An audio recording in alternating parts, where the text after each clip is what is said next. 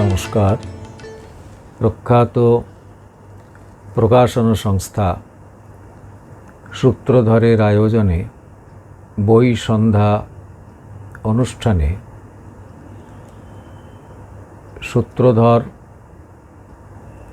প্রতিষ্ঠানের কর্ণধার বিশিষ্ট লেখক এবং প্রকাশক শ্রী সুমন ভৌমিক, তিনি আমাকে আমন্ত্রণ জানিয়ে কৃতজ্ঞতা পাশে বদ্ধ করেছেন। এই স্বীকারোক্তিটি আমি প্রথা ভেঙে প্রথমেই উচ্চারণ করলাম। আমার আজকের আলোচ্য বিষয় হচ্ছে জীবন ও যাপন। এই সৃষ্টিতে আমরা লক্ষ্য করি যে সকলের কাছেই একটা জীবন আছে, আর জীবন যদি আছে তাহলে তার একটা যাপন আছে। জীবন যাপন করি বটে, কিন্তু জীবন বলতে কি বোঝায়, যাপনটা ঠিক কি, আর দুটোকে মিলিয়ে দিলে তার মধ্যে আমার থাকা না থাকা এগুলি কতটা নির্ভর করে, এই রকম সমস্ত নানা কৌতূহল আমাদের শাস্ত্রের আনাচে কানাচে অনেক সময় ঘুরিয়ে নিয়ে বেড়ায়। আর সেই সূত্রেই আমরা জীবন সম্বন্ধে যেরকমভাবে ভাবনা চিন্তা করি এবং যাপন বলতে যেরকম অনুভব করি, সেই বিষয়টিকে একটু আপনাদের সকলের সঙ্গে আজকের এই সারস্বত সন্ধ্যায় আমরা একটু বিনিময় করবার চেষ্টা করছি। জন্মের সঙ্গে শুরু হয়ে মৃত্যুতে এসে থেমে যাওয়া আমাদের বোধ আর ব্যবহার, এটাকেই যদি জীবন বলি, তাহলে দুটোরই শুরু, থাকা এবং শেষ থাকে, আর তার সঙ্গে থাকে কখন এবং কোথায়। সকলেরই প্রথম বোধ হলো আমি, তারপর আর যত জানা এলো গেল, তার কোথাওই আর আমিটাকে খুঁজে পাওয়া গেল না, সব ফুরিয়ে যাওয়ার শেষ মুহূর্ত পর্যন্ত। অথচ শুধু আমি নানা রঙে রসে বিষয় পঞ্চকে হরষে বিষাদে ভুবন ভরে আমাকেই নিত্য নূতন করেছে নিশিদিন। আমি তো আমাদের নিত্য নূতন করে তোলে বহুমাত্রায়। নিজের সঙ্গে নিজের এই যে খেলা, অবচেতনে এই যে আত্মরমণ, এটাই জীবন। খেলাটা হচ্ছে যাপন। জীবন ছাড়া যাপন হয় না। দুটোরই শুরু আছে, শেষ আছে,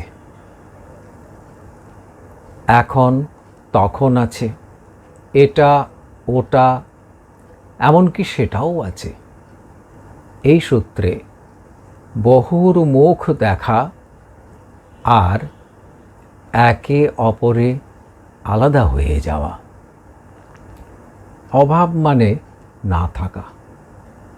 সেটা যখন বেঁচে আছি তখন যা দেখি, যা আছে বলে মনে হয়, তা মানে সেইটির সর্বত্র প্রচ্ছন্ন আমির অভাববোধ আমাদের করে তোলে সুখ অভিলাষী। এই অনুভূতির দরজায় দাঁড়িয়ে এখন আমি বউ, বাচ্চা, মান, খাতির, বর্ণ, বিদ্যার মধ্যে নিজেকেই খুঁজে ফিরি ক্লান্ত অবসাদে। মনে হয় এই তো জীবন, যাক না, যেদিকে যেতে চায় প্রাণ। বেয়ারা এই চাওয়ার যে ফোয়ারা তখনই থামে যখন যাপনে যবনিকা পড়ে। ক্রব্যাদ অগ্নির সমিধ হয়ে যায়। তখনও আমারই বাসনা যেন বিষয় অভিমুখ হয় সপ্তজিহ্বায়। দেখবেন যখন হয় মানে অন্তিম সংস্কার হয়, অগ্নিকে সপ্তজিহ্বা বলেছেন বেদ। অগ্নির সেই যে লেলিহান যে ঊর্ধ্বমুখী শিখা, আমরা এখানে সেইটিকেই আমাদের এই যে বিষয় পঞ্চক আর তার সঙ্গে মন বুদ্ধিকে ধরে সপ্তজিহ্বা এইরকম আমরা একটু ভাবনা করতে ইচ্ছা করছি এখানে, এবং সেই কারণে এই কথাটি বলেছি। তাই চলে চংক্রমণ চতুর্দশ ভুবনে। খেয়াল করলে দেখবেন মায়ের কাছে যখন এলাম, তখন থেকে যখন ফিরে গেলাম মাটিতে, সেই সময়ে জুড়ে যাকে থাকা বলে মনে হয়েছে, পরে আমির হাত ধরে তাকেই ফুরিয়ে যাওয়া বলে চিনতে শিখেছি। আমি একটা চেতনা, একটা বোধ। এই ব্রহ্মাণ্ডে তার থাকার জায়গা মাত্র 3.5 হাত। সেটা স্থূল এবং জড়, শাস্ত্র এই রকমই বলেন। কিন্তু আমি তো বোধ বিশেষ, তাই সে হচ্ছে চেতন। তাই তার সবচেয়ে কাছাকাছি ভুল ঠিকানাটা হলো এই, তাকে আমরা অন্তঃকরণ বলে ডাকি। অন্তঃকরণের 4টে ঘর: মন, বুদ্ধি, চিত্ত, অহংকার। তারপর 5টা জানার পথ রয়েছে, যাদের শাস্ত্র বলেন জ্ঞানেন্দ্রিয়। আবার কাজকর্ম করবার জন্য 5টা উপায় রয়েছে আমাদের কাছে, তাদের শাস্ত্র বলেন কর্মেন্দ্রিয়। আপাতত এই যে জ্ঞানেন্দ্রিয়, মানে আর এই যে আমাদের এই যে শরীর, সব কিছুর উপাদান বেদান্ত বলেন যে সেটা হচ্ছে অজ্ঞান। ইন্দ্রিয়দের কেউ কেউ যাতায়াত করতে পারে, আর স্থূল যে জগৎ, তার তো যাওয়া আসাই স্বভাব। এই যাওয়া আসার পথে জগৎ থেকে রূপ, রস, গন্ধ, শব্দ, স্পর্শের যে হাঁড়ির খবর জোগাড় করে এনে মন বুদ্ধির কাছে ইন্দ্রিয় তা উজাড় করে দেয়। বুদ্ধি বলে এটাই তো, আর মন বলে চাই চাই। মনের অবাধ্য মানুষ প্রায়ই নেই, খেয়াল করে দেখবেন। তাই চাওয়ার অনুবর্তী হয় তাদের জীবন। এরপর চাওয়া পাওয়ায় পর্যবসিত হয় কখনো সখনো। পেলেই পুরনো হয়ে গেল, তখন আর চাওয়ার থাকার জায়গা থাকে না। যাকে একসময় প্রাণপণে চেয়েছি, পুরনো হলে তাকেই ছেড়ে গেছি জীর্ণ জামা জুতোর মতো নির্বিকার আত্মপ্রতারণায়। কারণ যা আমাদের অনুভূতিতে অনুকূল বলে মনে হয়, তাকে আমরা চাই। আর চাই তাকে যাকে আমার পাওয়া হয়নি, অথচ পেলে ভালো হতো এমন একটা ধারণা রয়েছে। এবং যা আমার প্রিয় তাকেও চাই। পাওয়ার পর কিছু সময় যতক্ষণ একঘেয়ে না হয়ে যাচ্ছে ততক্ষণ মান সম্মান, সন্তান সন্ততি সব কিছুই আমার করে নিতে চাই। সমস্যাটা এইখানেই।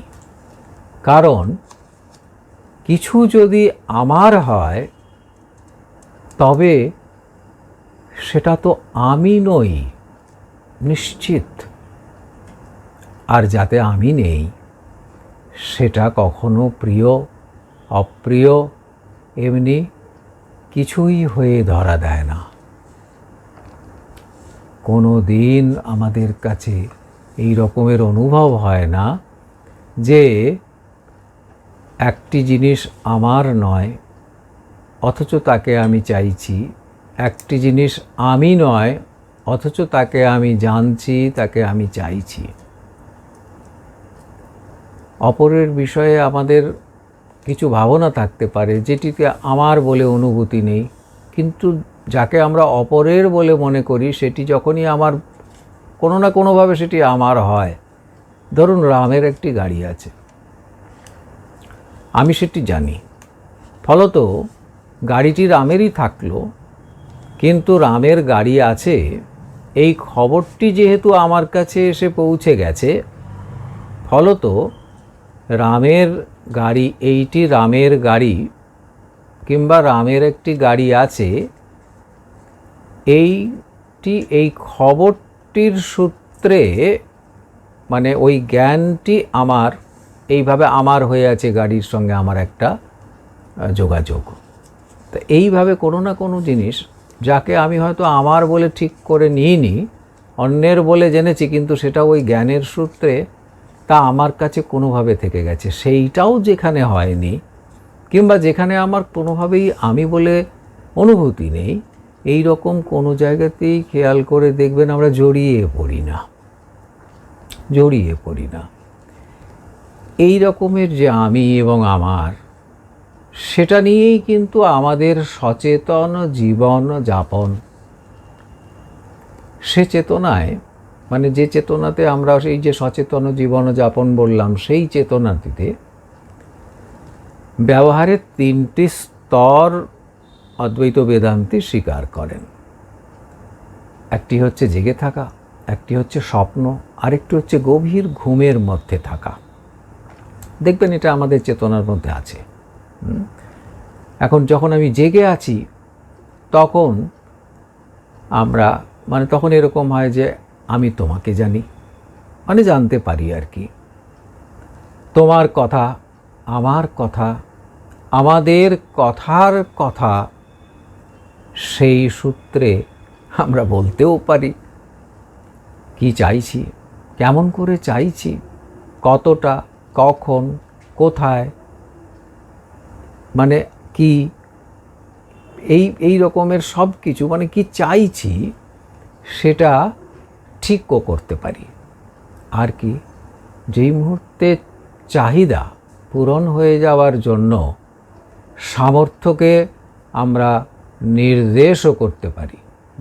এটি জানবার পরে আমরা বলতে পারি যে আমার এইটা চাওয়া রয়েছে, সেই চাওয়াটা হোক, পূরণ হোক। তার জন্য ধরুন টেবিলে একটি বই আছে, জানতে পেরেছি, আমি বলতে পারি যে টেবিলে একটি বই আছে, সেই বইটিকে আনার জন্য আমি নিজে হাত বাড়াতেও পারি, আরেকজনকে বলতে পারি এসে আমায় বইটি একটু দাও, সেই চেষ্টাটা করতে পারি।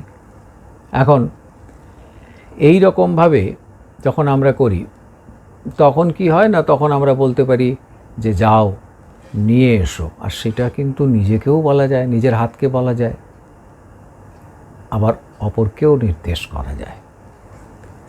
যা নিয়ে আসা যায়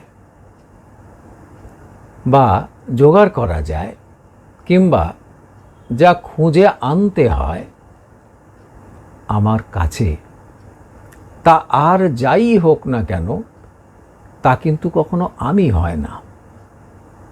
খেয়াল করে দেখবেন, সকালে উঠে আমি চশমা খুঁজতে পারি, বেরোবার সময় জামা, জুতো, রুমাল, মানি ব্যাগ খুঁজতে পারি, খাওয়ার আগে অ্যান্টাসিড, ঘুমের আগে ওষুধ, এই সব কিছুই আমরা কিন্তু সংগ্রহ করি। আর কি এগুলো কেন করি সংগ্রহ? শুধু সুখে থাকবো বলে। আর সেই সুখ কখনো পাই, আবার কখনো পাই না। অবশ্য এমনও হতে পারে যে চাইলাম সুখ, মানে এই যে আমাদের যে জীবন যাপনের মধ্যে যে ঘটনাগুলি ঘটে সেইগুলিকে প্রথম একটু মানে করছি আর কি, একটি ঝাঁকি দর্শন করবার চেষ্টা করছি। তাতে আমাদের কি হয় না, অনেক সময় আমরা চাইলাম সুখ আর চলে এলো দুঃখ, এমন হয়। আবার এই যে মানে আমাদের প্রযত্ন এবং প্রাপ্তি এই পর্যন্ত হচ্ছে জাগ্রত বা জেগে থাকা। জেগে থাকা মানে একবারে সাধারণ মানুষের জেগে থাকা। আমরা একেবারেই কখনো কিন্তু মুক্তপুরুষের যে অর্থে মানে উপনিষদ বলেছেন ওঠো জাগো, উত্তিষ্ঠত জাগ্রত, প্রাপ্য বরান নিবোধত, সেই জেগে ওটা নয়। হ্যাঁ, এটা হচ্ছে একেবারেই মানে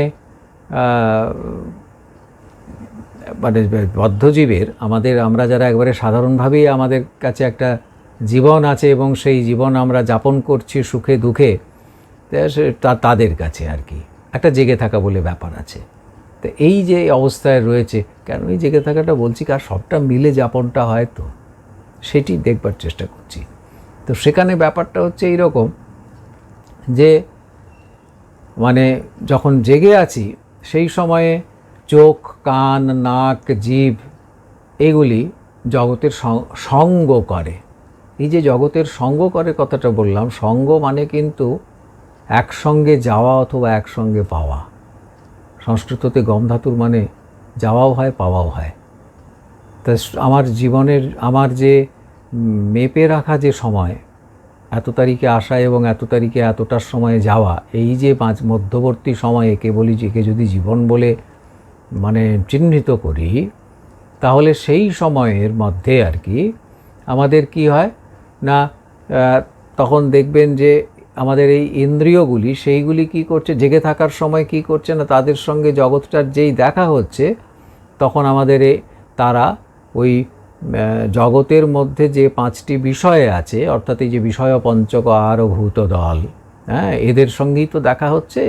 তো তার ভেতরে দেখবেন এই ভূত দল, তাদের সঙ্গে ইন্দ্রিয়ের দেখা হলো, আর তারপরে কি হলো, বিষয় পঞ্চকে সে হাজির হলো, সেই রূপ, রস, গন্ধ, শব্দ, স্পর্শের যাবতীয় খবর, সেই খবরগুলো তখন চলে এলো কোথায়, ওই যে আমি বলে আমাদের একটা অনুভব রয়েছে তার কাছে। আসলে তার পরিচয় শাস্ত্র বলেছেন সেটা হচ্ছে আসলে চৈতন্য, আমার বোধে নেই। শ্রী রামকৃষ্ণ তিনি বলতেন খপর নেই।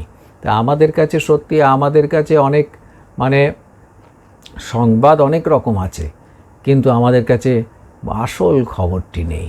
হ্যাঁ, তো যে বিষয়ে প্রশ্ন করেছিলেন যক্ষ যুধিষ্ঠিরকে, কা বার্তা, খবর কি, তার উত্তরে যুধিষ্ঠির যা বলেছিলেন সেই বহুশ্রুত উত্তরটি আপনাদের তো জানাই আছে। তা যেদিকে নিয়ে যাচ্ছে সেইটি কিন্তু জীবন যাপনের মূল বার্তা।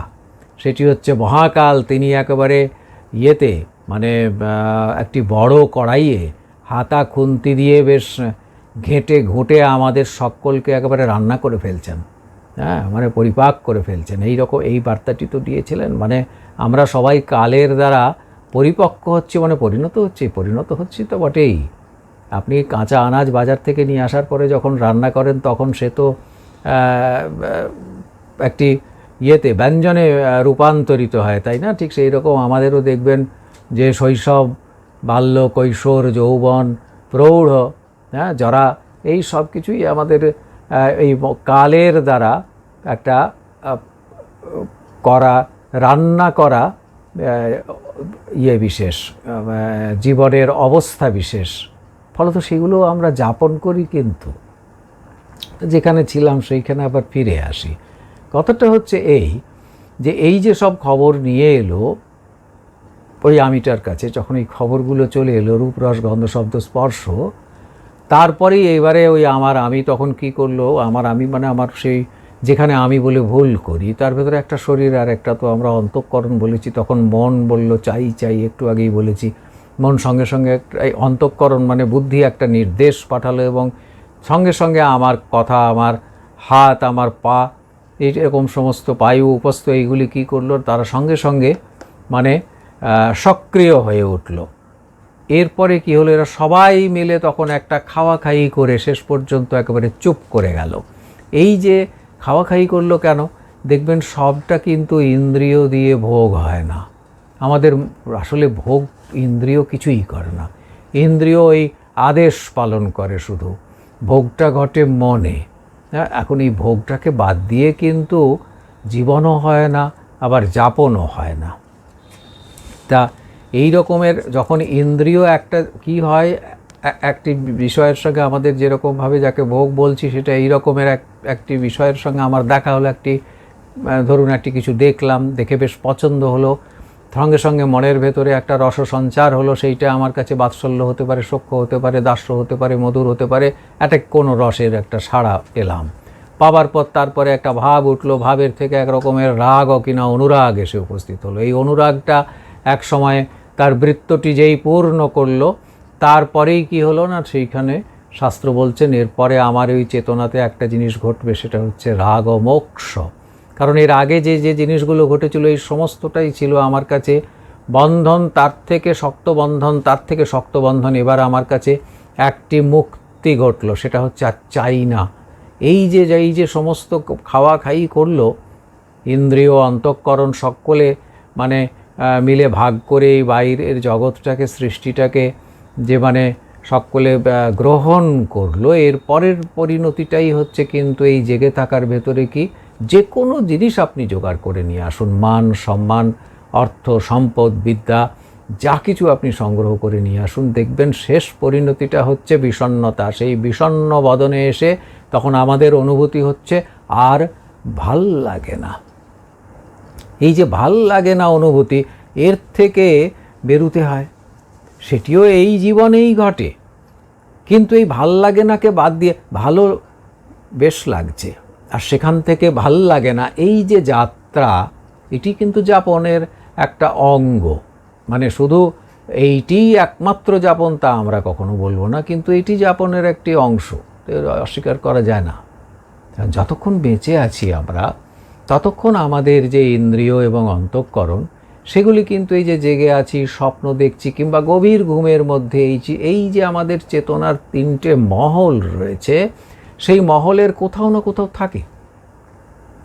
এখন এই যে জাগ্রত এবং স্বপ্নে আমরা খেয়াল করলে দেখব তখন কিন্তু ভোগ আছে। যখন জেগে আছি তখনও আমাদের কাছে দেখবেন মানে সুখ দুঃখ এই দুই রকমের ভোগ আছে আমাদের কাছে। আর কি স্বপ্ন যখন দেখি তখনও তো আমাদের কাছে ভোগ হয়। জাগ্রত যখন, তখন নইলে ইন্দ্রিয় বাইরের জগতে গেল, তার সঙ্গে দেখা হলো এবং যেই ক্রমে আমরা ভোগ বললাম তা হলো। আর যখন স্বপ্ন দেখছি তখন আমার তো ইন্দ্রিয়গুলি নিষ্ক্রিয় হয়ে আছে, ইন্দ্রিয় তো কাজ করছে না, কারণ ইন্দ্রিয়ের লয় হয়েছে স্বপ্নে। এবারে স্বপ্নের সময় আমার ওই অন্তঃকরণ সে কিন্তু বেশ সঞ্চয়ী লোক, সেবারে সেখানে যা যা ঘটছে চিত্ত সেই সব খবরগুলিকে বেশ আগলে রেখে দিয়েছে। আগলে রেখে দেওয়ার ফলে এবার সংস্কার আছে পূর্ব জন্মের বা এই জন্মেরই কোনো একটা খুব দৃঢ় সংস্কার হয়েছে, যে কাজগুলি করি মন দিয়ে, যেগুলোর প্রতি অভিরুচি আছে, আমার গুণ অনুপাতে, আমার যদি সত্য গুণ থাকে, রজগুণ থাকে, তমগুণ থাকে, সেরকম জিনিস বেশ পছন্দ হয়। হয় পরনিন্দা, পরচর্চা করছি, আর তা নইলে বাসি পচা খাচ্ছি, এবং মানে একটা যদি জুতো ছিঁড়ে গেছে তো দুটো পেরেক ঠুকে নিয়েই পড়ছি। এই যে তমগুণী বৃত্তি এবং এই যে মূঢ় মানে চিত্তভূমি, এও যেমন আছে, আবার একেবারে নিবাত নিষ্কম্প প্রদীপ শিখাবত একেবারে শান্ত সমাহিত চিত্ত মানুষও তো আছেন। অথবা এমন মানুষও আছেন যারা ভাবেন এটা ভালো, এটা মন্দ, এটা করতে আছে, এটা করতে নেই, কিন্তু যখনই তার জগতের সঙ্গে দেখা হয় তখন আর নিজের ইচ্ছা অনিচ্ছা এবং কাজকর্মের সঙ্গে তার লাগাম ধরবার ক্ষমতাটা থাকে না। এরকম মানুষ আছেন। আবার এমন মানুষ আছেন যারা হয়তো এই ধরনের বিচার করার পরে কিছুক্ষণের জন্য নিজের মনটায় লাগাম ধরতে পারেন, তারপর কি হয়, তারপর কিছুদিন পর আবার পা ফসকে গেল, আবার ঠিক করলাম, না এই তো বড় ভুল হয়ে যাচ্ছে, আবার ঠিক করলাম। এই সব মিলে একটা অদ্ভুত জীবন, যে জীবনটাকে আমরা মানে এই আচরণগুলির মধ্যেই আমরা যাপন করে ফেলি। তা সেই সঙ্গে এই যে যখন আমরা ধরুন জেগে আছি, স্বপ্ন দেখছি এবং গভীর ঘুমের সময়ের যে যাপন, সেটিও খুব অদ্ভুত, আমরা সেখানে আসব।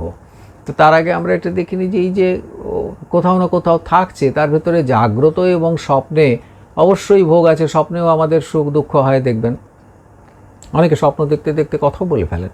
কেউ কেউ আবার এমন আছেন যে স্বপ্ন দেখতে তারা উঠে খানিকটা হাঁটাচলা করেন, এরকম ব্যাপারও আছে। আর যখন আমরা গভীর ঘুমে থাকি তখন কি হয়, সেই সময়ের যে আমাদের যে ভোগ থাকে, সেই ভোগটা আমাদের কাছে খবরটা কখন আসে না, যখন আমাদের ঘুম ভাঙে তখন।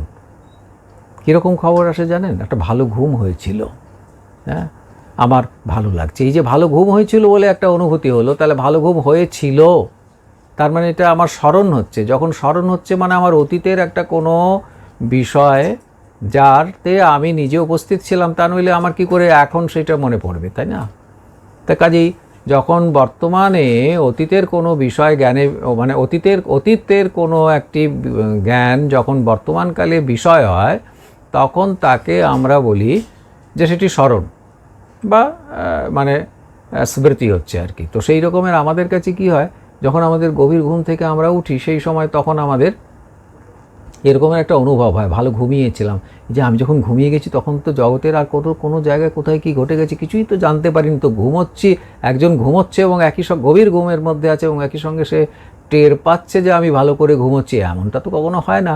ঘুম থেকে উঠে কি করে বোঝে আমি ঘুমটা ভালো হয়েছিল? এইখানেই শাস্ত্র আমাদের একটা জিনিস ধরিয়ে দিয়েছেন যে আসলে আমাদের চেতনারও অনেকগুলো স্তর আছে। তো তার ভেতরে একজনের নাম হচ্ছে সাক্ষী। অত কথার মধ্যে আমরা যাব না, কারণ জীবন এবং যাপনের মধ্যে আজ থাকতে হবে। তাতে আমরা এইটুকু দেখি যে আমরা যখন জেগে উঠছি, সুষুপ্তির পরে যখন জেগে উঠছি, সেই সময় আমাদের কাছে কিন্তু ওই গভীর ঘুমের খবরটা আবার এসে উপস্থিত হয়ে যায়। এই যে চিহ্নিত ভোগায়তন আমাদের পায়ের থেকে মানে মাথা পর্যন্ত, আশিরনখ আমাদের এই যে আমির অস্তিত্ব, হ্যাঁ, বা তার যে মানে ভোগের আয়তন, তার সঙ্গে সূক্ষ্ম শরীরের যোগাযোগ যতক্ষণ বিচ্ছিন্ন না হচ্ছে, সেই সময়টাকে আমরা বলি যে সেটা হচ্ছে আয়ু। তা এই যে মানে ভোগের আয়তনের মধ্যে আমাদের আমি বলে অনুভূতিটা যখন বিচ্ছিন্ন হয়, তাকে একেবারে সাদামাটা কথায় বলে মৃত্যু। তা সেটা যতক্ষণ না হচ্ছে, সেই মাঝখানের সময়টাকে আয়ু বলে শাস্ত্রকার বলেছেন। এখন প্রশ্ন হচ্ছে যে আমরা একটা যে আয়ুষ্কাল, তার মধ্যে কি 3টে জীবন যাপন করি? খেয়াল করে দেখুন, আমি 3টে চেতনার স্তর বলেছি, 3টে অবস্থার ভোগের কথা বলেছি। 3 রকমের জীবন ফলত আমার কাছে আছে, তাই না? একটা জেগে থাকার অবস্থা, একটা স্বপ্নের অবস্থা, আর একটা হচ্ছে গভীর ঘুমের মধ্যে থাকার অবস্থা। তাই ফলত স্বাভাবিকভাবে প্রশ্ন উঠবে যে আমি কি এই বেঁচে থাকার এই যে সময়টা, আসা এবং যাওয়ার মাঝখানের এই সময়টার মধ্যে 3টে জীবন যাপন করেছি? কারণ জেগে থাকাটা স্বপ্ন নয়, স্বপ্নটা সুষুপ্তি নয়, এটা প্রশ্ন উঠবে। নাকি একজনেরই 3টে আমি আছে? কারণ দেখবেন স্বপ্নে মানে আমি মানে একেবারে অমুকচন্দ্র তমুক হয়ে যেতে পারি, আরও অনেক কিছু আমার কাছে এসে উপস্থিত হতে পারে, যার কোনোটাই হয়তো জেগে উঠে আমার কাছে আর তার অস্তিত্ব কিছু নেই। আর সুষুপ্তির সময় তো কোনো খবরই নেই। তো এই যে, অথচ তার একটা ভোগ আছে, এই যে ভোগ হচ্ছে মানেই তো আমরা সেটাকে তো যাপনের অন্তর্গত করেছি একভাবে। যাপন শুধু ভোগ নয়, আমরা বলেছি তার একটা ক্ষুদ্র অংশ বিশেষ। এখন সেইখানে ফলত প্রশ্ন হচ্ছে যে আমার কাছে কি 3টে আমি? একটা আমি আমার যখন জেগে থাকি তখন সে কাজ করে, আরেকটা আমি স্বপ্ন দেখে, আরেকটা আমি সুষুপ্তির সময় হাজির থাকে, তাই কি? আরেকটা প্রশ্ন করেছি যে আমাদের কাছে কি 3টে যাপন রয়েছে? একটা জীবন 3টে কি যাপন? নাকি আমার কাছে 3টে আমি, যে আলাদা আলাদা করে এই 3টে জীবনকে যাপন করছে, মানে 3টি আমার এই 3টে যে যাপন তাকে ভোগ করছে। আমার 3টে আমি আলাদা আলাদা করে 3 রকমের যে যাপনকে আমরা দেখলাম তাকে ভোগ করছে, কোনটা? এরকম দুটো প্রশ্ন আমাদের সামনে তো এসে উপস্থিত হয়। তো তাতে আমরা এইরকম বলবো যে যদি বলি যে কর্মের ফল অনুসারে একজনেরই কিছু ব্যবহারিক কিছু প্রাতিভাসিক ভোগ হয়ে যায়, তখনও কিন্তু প্রশ্ন হবে যে জীবনের সংখ্যা কত। দেখুন, জীবনের মধ্যে আছি, কারণ জাগ্রত, স্বপ্ন, সুষুপ্তি তিনটিই তো যাপন করি আমরা ইচ্ছায় অনিচ্ছায়। জাগ্রতের লয় হয় স্বপ্নে, স্বপ্নের লয় হয় সুষুপ্তিতে। লয় মানেই না থাকা। তাই স্বপ্নে সুষুপ্তিতে জাগ্রতের যে আমি, তার তো না থাকারই কথা।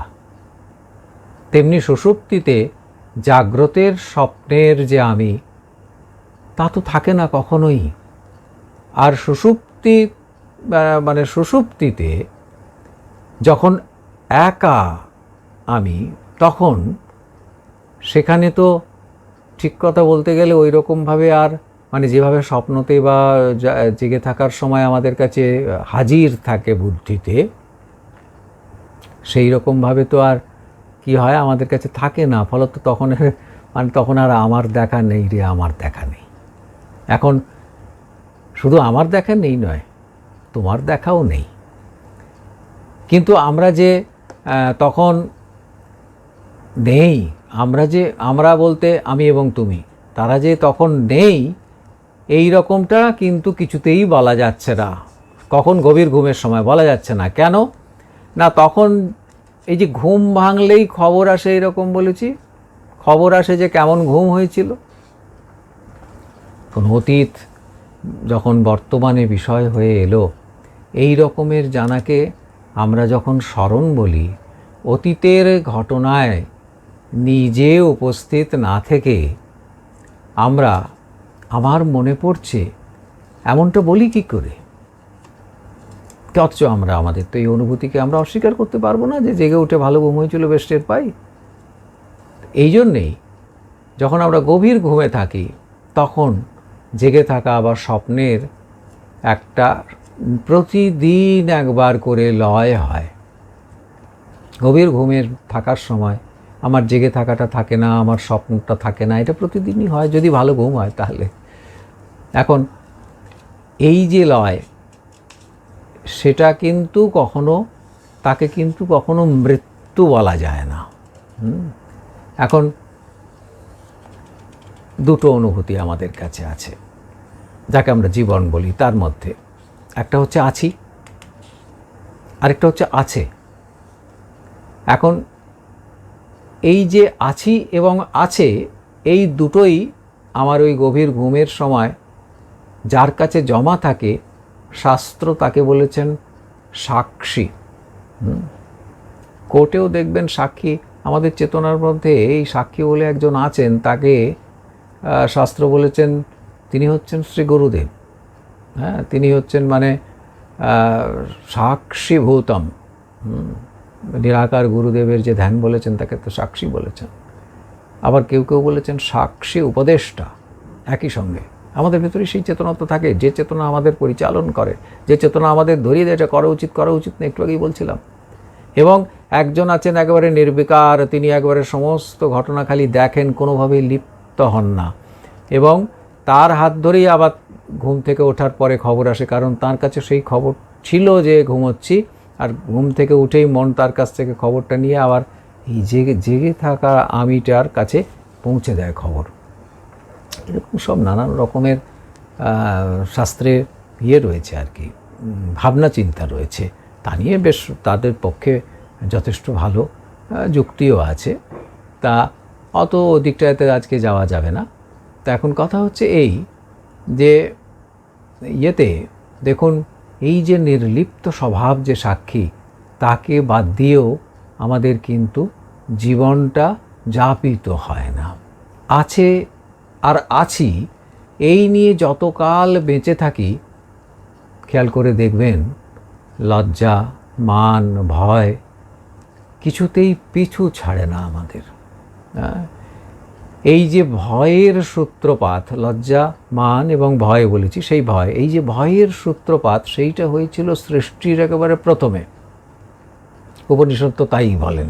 কীরকম বলছেন? এক, তিনি নিজেকে সৃজন করলেন, কারণ সেটি তার লীলাবিলাস, তার ইচ্ছে হলো তাই তিনি করলেন। তার একা থাকতে ভালো লাগছিল না, তিনি বললেন আমি অনেক হব, হ্যাঁ, এবং নিজেকে নিজে সৃজন করে ফেললেন। যেই করলেন তখন কি হলো? তখন নিজেই তিনি আরেকজন হলেন, হয়ে তাকে দেখে তাকেও, সেটি তো আসলে তিনি নিজেই, তাকে আচার্য শঙ্কর তুমি বলে ডেকেছেন। ডাকবার কারণ একটি আছে, কারণটা হচ্ছে তুমির স্বভাবটা হচ্ছে এই, আমি যদি কাউকে বলি তোমার নাম কি, তাহলে সঙ্গে সঙ্গে সে বোঝে আমার নাম কি, এটা জিজ্ঞাসা করা হয়েছে। ফলত আমিটা যদি আমার এই শরীর জুড়ে যেখানে অনুভব করছি, তাহলে আমির স্বভাব হচ্ছে তাকে আমি বলে চিনব। আরেকটা অন্য শরীর যেখানে আমার এই আমি বলে অনুভূতি নেই, এরকম যা কিছু শরীরই হোক, তাহলে সেই জায়গাটিকে আমরা তুমি বলি, কিন্তু আসলে যাকে ডাকি সে হচ্ছে আমি ছাড়া জগতে কিচ্ছু নেই। এখন এই যে আপনার তুমি বলে যেটা আমার মানে সেই প্রথম সৃষ্টিতে উপস্থিত হলো, তাতে কি হলো না, নিজেই নিজেকে সৃজন করলে তিনি তুমি হয়ে সামনে এলেন। আর তখনই কিন্তু ভয় জন্ম নিল, কারণ তুমিতে তখন নিজেকে দেখতে না পেয়ে ভয়ের শুরু হলো, এবং সেই ভয়ে প্রথম জীব সে কী করলো? সে ভ্যাঁ করে কেঁদে ফেললো। হ্যাঁ, একেবারে ঠিক এই ধরনের শব্দই কিন্তু উপনিষদে আছে, সে কেঁদে ফেললো। এই যে প্রথম ক্রন্দন, সৃষ্টির এই যে প্রথম ক্রন্দন, দেখুন সেটি ভয় থেকে আসছে। এবং ওই দুইয়ের জ্ঞান হচ্ছে, এই যে বহু দর্শন মানেই হচ্ছে অজ্ঞান এবং দুঃখ। একে বাদ দিয়ে কিন্তু জীবন কাটছে না, একে বাদ দিয়ে আমার সেই জীবনটা যাপন করা হচ্ছে না। সেই যে ক্রন্দন দিয়ে যেটা শুরু হচ্ছে, সেই ক্রন্দনই কিন্তু লজ্জা এবং মান হয়ে বয়ে যায় নিরন্তর জাগ্রতে স্বপনে। এই নিয়ে আছি যতক্ষণ, ততটাই আমার জীবন। তারপর নেই হয়ে গেলেও থেকে যাই অন্যভাবে, অন্য কোনো লোকে। শুধু এপারে তার খবর থাকে না। বলতে চাইছি, আমি আছি, পরিবার পরিজন প্রিয়জন প্রতিবেশ আছে জানাজানি, সংলাপ সংবাদ, মানে বেঁচে আছি। যেই এই যোগাযোগ কেটে গেল, থেকেও না থাকা, আমার নেই হয়ে যাওয়ার উদযাপন আচরণ করেন আমারই জীবিত স্বজন। ভালো করে খেয়াল করবেন, যেই আমি চলে গেলাম তখন আমার এই যে নেইটা উদযাপিত হচ্ছে। কে করছে? জীবিত স্বজন। আর যতক্ষণ আমি এই যে যাকে জীবন বলে নির্দেশ করছিলাম, তখন সেই জীবনটাকে আমি যাপন করছিলাম। এবং তখন কিন্তু জীবিতরা পরস্পর পরস্পরের মধ্যে সে কিন্তু এরকমভাবে বিনিময় করে তারা জীবনকে যাপন করছিল, অথবা মানে যাপিত করতে সাহায্য করছিল। এই যে মানে আমাদের জীবন এবং যাপনের মৃত্যু সবসময় কিন্তু জীবিতের কাছে উদযাপিত হয়, তাই না? শ্রদ্ধায় তর্পণে। আরও বাড়িতে তার একটি প্রতিকৃতি রেখেছি, শ্রদ্ধা জানাচ্ছি, তা উদযাপিত হচ্ছে। এখন যেই উদযাপন করছেন, বছর ঘুরে গেল, একরকমের উদযাপন হলো, কিন্তু সেটি আবার যিনি বেঁচে আছেন, মানে যিনি চলে গেছেন, তার কাছে তার প্রেক্ষিতে উদযাপন হলো। আর যিনি রয়ে গেছেন, তার এটি যাপনের আবার একটি অঙ্গ হয়ে থেকে গেছে, তাই না? জীবনের এই যে আনাচ কানাচ অস্বীকার করব কি করে? এ সব মিলেই তো আছে। ফলত তার একটা, সেই নিয়ে তো আমাদের প্রশ্ন হওয়াটা স্বাভাবিক। যাপনে আছে, সেটা আছে। আমরা একটু আগে বলেছি আছি এবং আছে, এই নিয়ে আমাদের জীবন। আর যাপনের মধ্যে আছে, সেটা আছে। অর্থাৎ এই যে আমার মান আছে, সম্মান আছে, বিদ্যা আছে, অর্থ আছে, ইত্যাদি, গাড়ি বাড়ি, এসব কত রকম আছে। আবার তার সঙ্গে কাম ক্রোধ লোভ মোহ মদ মাৎসর্য এসবও আছে। তো এই যে আছে, উদযাপনে সেটা নেই। চলে যাওয়ার পর আর সেসব কোথায়? উদযাপনে নেই। এইটুকু সাদা চোখে ধরা পড়ে। আসলে ভাবে অভাবে এবং অভাবে ভাব, খেয়াল করে দেখবেন, ভাবের মধ্যে অভাব রয়েছে আর অভাবের মধ্যে ভাব রয়েছে। এই দুই নিয়ে আমাদের যাপিত জীবন। যখন মনে হচ্ছে আছি, তখন আমি বলে ভুল করা স্থান কালের বাইরে অন্য কোনো পাত্রে নিজেকে খুঁজে পাওয়া যায় না কখনো। তেমনি গভীর ঘুমের মধ্যেও আছি বা ঘুমোচ্ছি বলে টের পাই না, নিজেও পাই না, কিন্তু অপরে এটা বুঝতে পারে যে আছে, ঘুমোচ্ছে। উল্টো দিকে যখন মারা গেলাম, তখনও স্থান জুড়ে, মানে নিজের শরীরটুকু জুড়ে আর কি, স্থান জুড়ে আছি বলে আমি তো জানি না, কিন্তু জীবিতেরা তারা কিন্তু স্থানটুকু আছে বলে টের পায়, শ্মশান পর্যন্ত। এই জন্য আমার বলে জমিয়ে রাখা যে সোহাগ, সুখ, শ্রদ্ধা, সেটি নিয়ত বাধিত হয়ে চলে বিষয়ে বিষয়ান্তরে। সমস্যা হলো এই যে এই যাত্রাকে যদি জীবন বলি, তাহলে তো যাপনেই জীবনের অভ্যাস হয়ে যাবে, তাই না? হেত্যাভাসও কি থেকে যাবে কোনোভাবে? খেয়াল করে দেখুন, তখন মনে হবে যে জীবন বুঝি হেতু আর যাপন হচ্ছে সাধ্য, আর পক্ষ হলো আমি। কিন্তু এমনটা স্বীকার যদি করি, তাহলে মানতে হবে যে জীবন হচ্ছে ব্যাপ্য আর যাপন হচ্ছে ব্যাপক। ফলত জীবন না থাকলেও যাপন থেকে যাবে অন্যত্র অনায়াসে, যা আমরা এতক্ষণ আলোচনার মধ্যে দেখলাম। অথচ এমন তো কখনো হয় না যে জীবন নেই অথচ যাপন আছে। তাছাড়া আমাদের স্থান, কাল, পাত্রের প্রেক্ষিতে এই যে ছোট আমির, মাপা আমির একটা প্রত্যয় আছে, হ্যাঁ, সেটা থাকলেও জীবনের কোনো প্রত্যয় বা গোচরতা, আমিটার প্রত্যয় হয়, বাকি জগৎটা গোচর হয়। গোচর মানে ইন্দ্রিয়ের চার অনুভূমি, হ্যাঁ, বিষয়পঞ্চক আর কি, বা পঞ্চমহাভূতাত্মক জগৎ। প্রত্যয় বা গোচরতা সেটা থাকে না। তাই ইন্দ্রিয়, অন্তঃকরণ দিয়ে জীবনকে জানতে পারি না আমরা সরাসরি। বাইরে যত রূপ, রস, গন্ধ, শব্দ, স্পর্শ সবই জগৎ সাপেক্ষে যাপনে বিষয় হয়ে থাকে। তাই আমিটাকে যদি পক্ষ বলে ধরি, জীবনকে যদি সাধ্য বলে মানি, আর যাপনকে যদি হেতু বলি, হ্যাঁ, তাহলে মনে হয় তুলনায় জীবনের কাছাকাছি আসতে পারছি। কারণ শ্রী ভগবান তিনি নিজের পরিচয় দিতে গিয়ে বলেছেন যে তিনি হচ্ছেন জীবের জীবন। হয়তো এই সূত্রেই ব্যাসও বলেছেন যে জীবন হচ্ছে পরমেশ্বর। জীবনের শুরু, থাকা, শেষ সবেরই উপাদান হলেন ওঙ্কার। তিনি প্রাণ, আয়ু এবং বায়ু রূপে অনুস্যূত হয়ে আছেন জীবপ্রবাহে।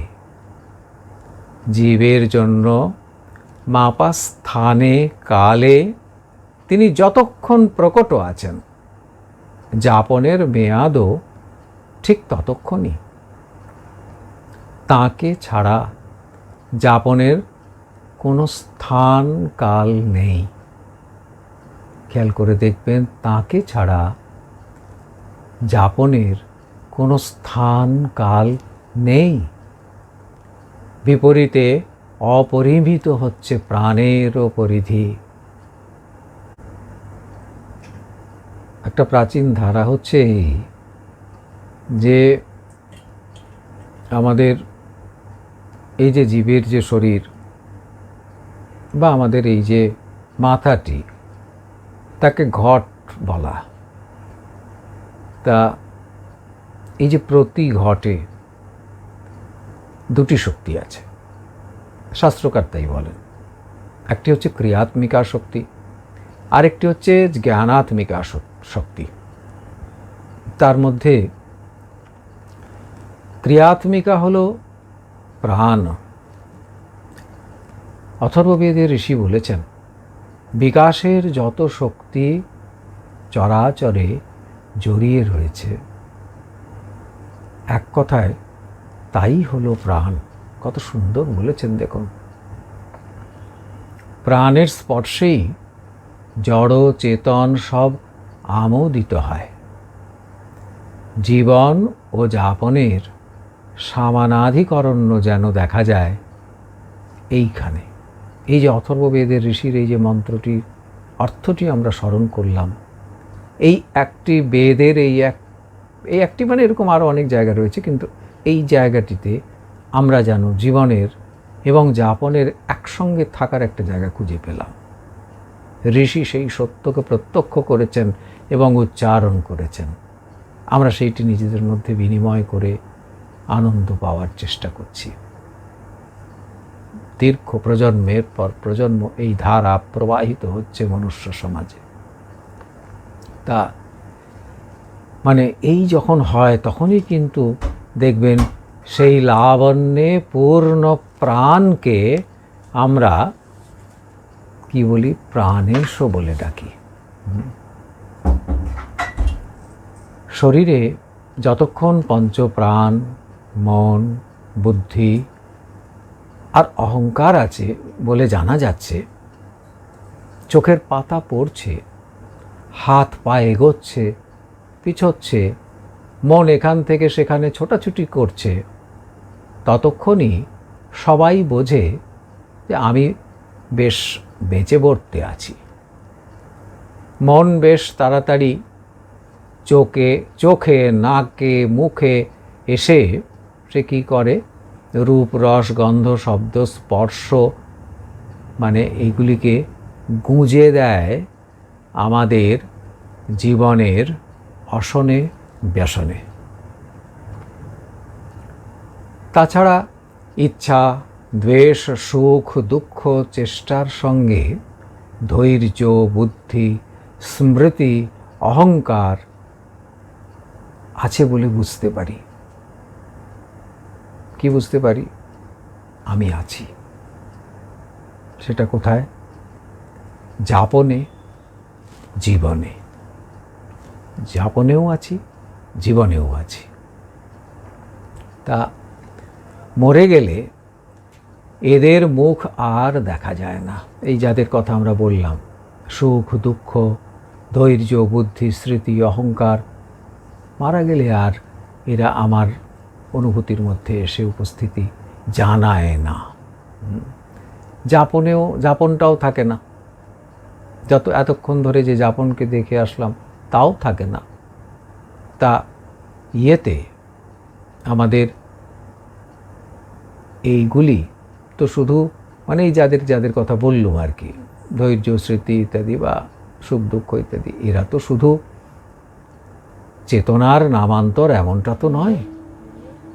এরাই জানিয়ে যায় আসলে যে পরমাত্মা হচ্ছেন আমারই স্বরূপ। তার কারণ এইগুলির সঙ্গ যখনই আমাদের লাভ হয়, দেখবেন তখন কোনো না কোনোভাবে আমরা আসলে হয় ঠকে নইলে ঠেকে শিখি যে একমাত্র তিনিই আছেন, বাদ বাকি গোটা জগৎটা না সব ঝুট হয়।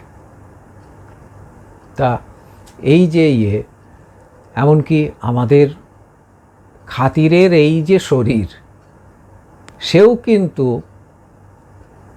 চেতনার আশ্রয় নয়। এই একটা অদ্ভুত, আমাদের মনে হয় সবসময় বোধহয় আমার চেতনাটা আমার এই শরীর জুড়ে রয়েছে। না, এটা একটা বড্ড সাময়িক অনুভূতি, ঘুমিয়ে গেলে আর নেই। আসলে সে কাঁচা মাটির খালি বাড়ি। এই যে এত খাতিরের যে শরীর যার কথা বললাম, সে আসলে হচ্ছে কাঁচা মাটির খালি বাড়ি। তবে তা আমাদের যাপনটুকু নিশ্চয়ই দিয়ে যায়। আমরা বলেছি যে সংস্কৃততে গম ধাতুর 3টে মানে আছে। একটা হচ্ছে জানা, একটা হচ্ছে যাওয়া, একটা হচ্ছে পাওয়া। যাওয়া মানেই একটা ছেড়ে আরেকটাকে ধরা। আর যখন আমরা ধরি তখন কি হলো, ধরা পড়লে মনে হয় পেয়েছি। মানে সেটা আমিও ধরতে পারি, আবার আমাকেও কেউ ধরে নিতে পারে। আমি মনে করলুম যে বোধহয় আমি ধরেছি, কিন্তু আসলে আমি ধরা পড়েছি, এও হতে পারে। তো ভর্তৃহরি যে বলেছেন যে আমরা ভোগ করিনি, এই জগৎটাই আমাদের ভোগ করেছে।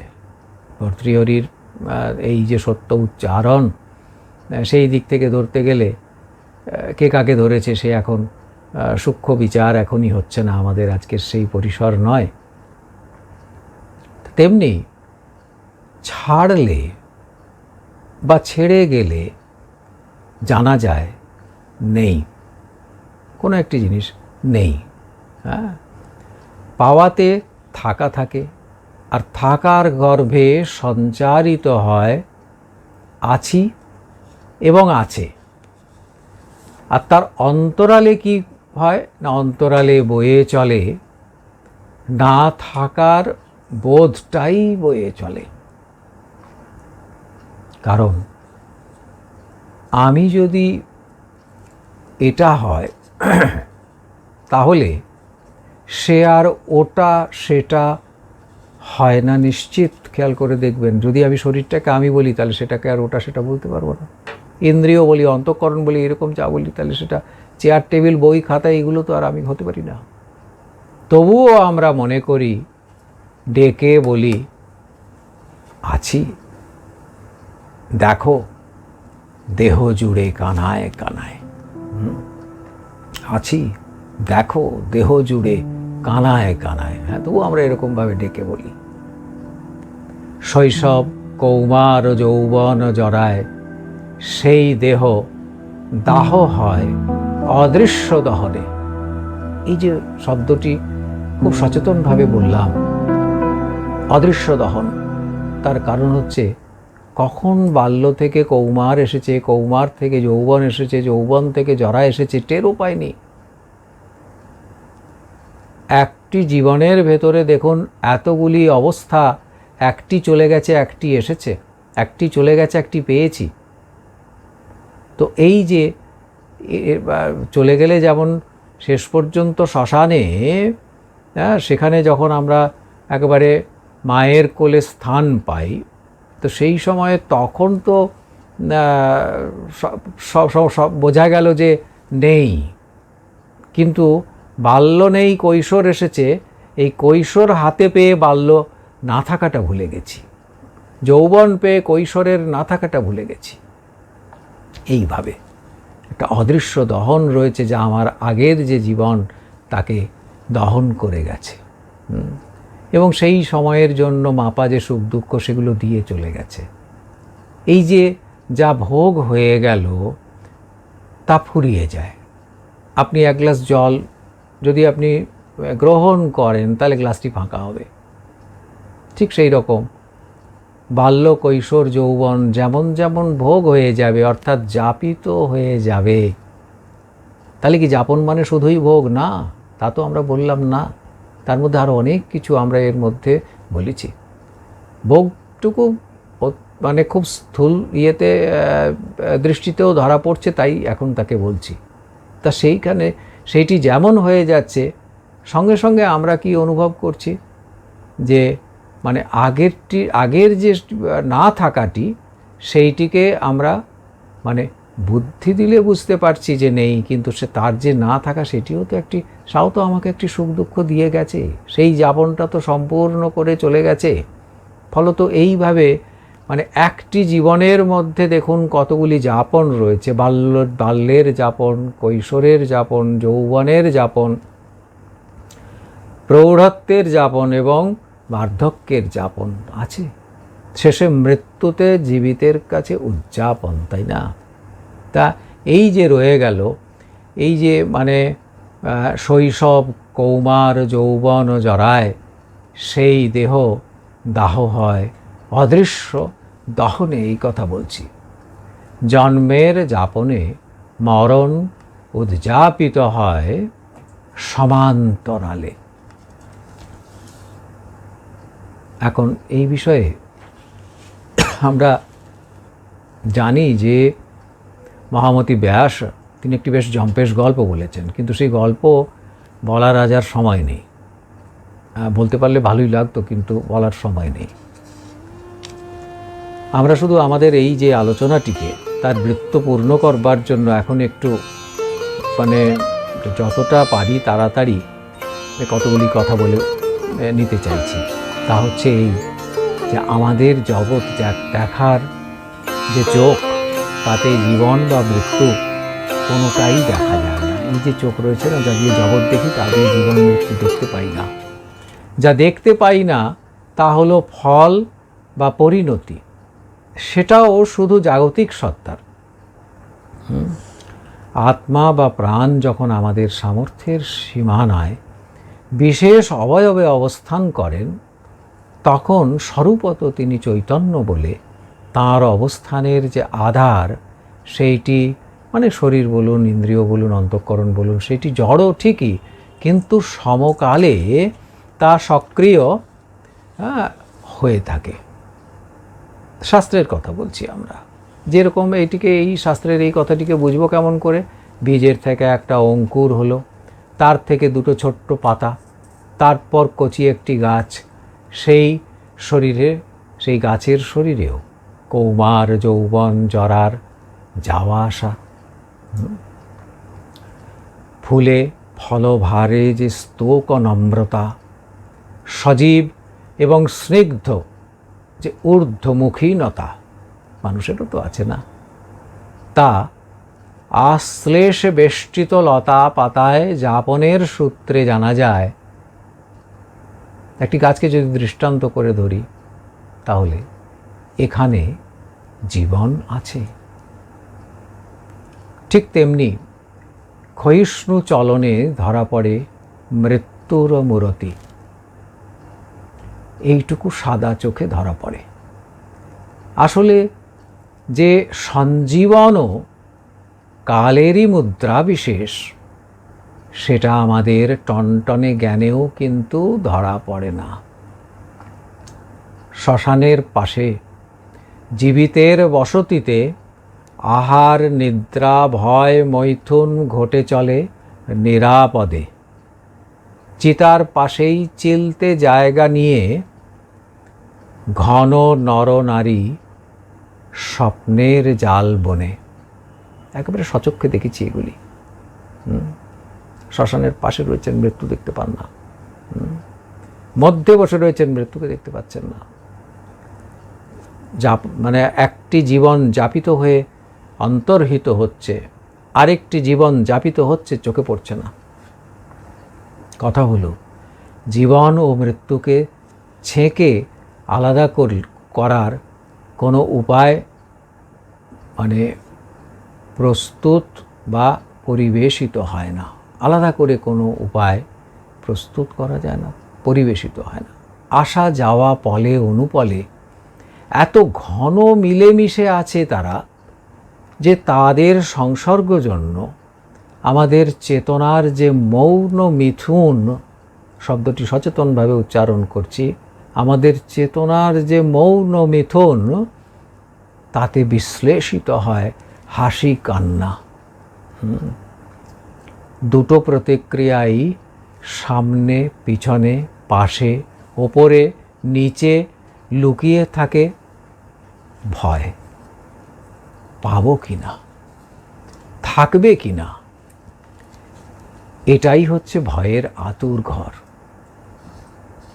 চেনা ঘরে সংসারে, চেনা চেনা চরাচরে, না চেনা মৃত্যু এসে নিয়ে যায় সব। আপনি দন্তস্বও ধরতে পারেন, তালব্যস্বও ধরতে পারেন, যা ইচ্ছা। মৃত্যুতে জীবিতের হাতে সবটুকু থাকলেও, মানে যিনি চলে গেছেন তার ওই সব আর কি, মৃতদেহ সেইটুকু থাকলেও যিনি চলে গেলেন তিনি এখন কেমন আছেন, কোথায় আছেন, মরতে কেমন লাগলো, কিছুই জানা সম্ভব হলো না। এই জন্যই মানে দীর্ঘ মৃত্যু সহবাসেও অচেনাই থাকে মৃত্যুমুখ। এই দেখুন আমাদের এই যে যাপিত জীবন, তাতে আমাদের কি ঘটে জানেন? দীর্ঘ মৃত্যু সহবাস, দীর্ঘ মৃত্যু সহবাসেও অচেনাই থাকে মৃত্যুমুখ জীবিতের কাছে। তার থেকে ভয়, আর তারপর ক্রন্দন। ক্রন্দন যেহেতু আমাদের স্বভাব নয়, স্বভাব বা স্বরূপ হচ্ছে কিন্তু আনন্দ, উপনিষদ তাই বলেছেন। আচ্ছা, স্বরূপও নয়, ক্রন্দন আমাদের স্বভাব নয়, স্বরূপও নয়। তাই ভয় হতে অভয় মাঝেই যে আছি, কোথাও যে মৃত্যু, কোথাও দুঃখ, কোথাও মানে বিচ্ছেদ নাই। কবির এই যে কথা, এই যে অখণ্ড আনন্দ রাজ্যে, এই সূত্রেই অভয় অমৃত প্রার্থী হয় মানুষ। সময় অতিক্রান্ত হয়েছে। বিষয়টি আমাদের জীবন এবং যাপনের মতোই, মানে ধরা নাগালের মধ্যে থেকেও কোথাও যেন একটু দূরে অবস্থান করে। আমরা আমাদের সীমিত অক্ষম প্রচেষ্টায়